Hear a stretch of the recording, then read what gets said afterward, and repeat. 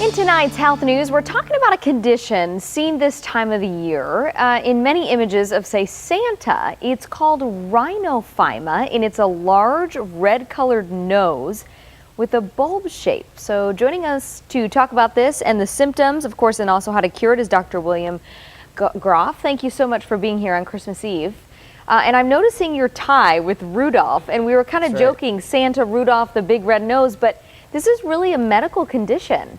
Yes, it's actually a form of rosacea. Now, Santa has the rosy red cheeks, and we all love that iconic look of Santa, and it looks great on him, but on you and I, having the red cheeks might not be a good thing, and certainly when it progresses to this form of rosacea called rhinophyma, which means enlarged nose, it certainly isn't a look that most people would be happy with. So it's something we want to educate people about, as well as let them know there are treatments available to help them. Is it something where if you already have rosacea that the likelihood is that it could progress into something like this, or is it you definitely have to have it beforehand?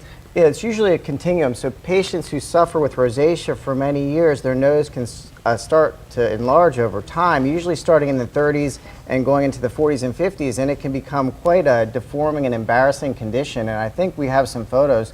Now, this is just rosacea, and you can see the redness and the broken capillaries on the cheeks. These are before and afters of patients that I've treated with lasers to help them with their rosacea. Now, soon we're going to see some photos. Now, you can see on this gentleman's nose, he's got all these broken capillaries. I'm waiting to see the rhinophyma photos. Oh, here we go. So you can see the gentleman, the picture on the right is after I treat him with what's called a CO2 laser. You can see how the image on the left is very pendulous and bulbous. This gentleman, that's a week after I treated him. You can see how much better his nose looks. I mean, it's amazing what we're able to accomplish for these patients. It really affects their ability to socialize and be in the workplace. And it really can be an embarrassment for them. So it gives me a lot of pleasure as a physician to be able to treat and help these individuals.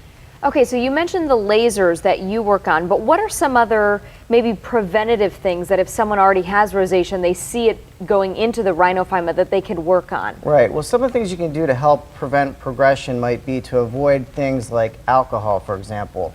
A lot of people think that this condition is caused by alcohol. It's not, but drinking alcohol can exacerbate the problem.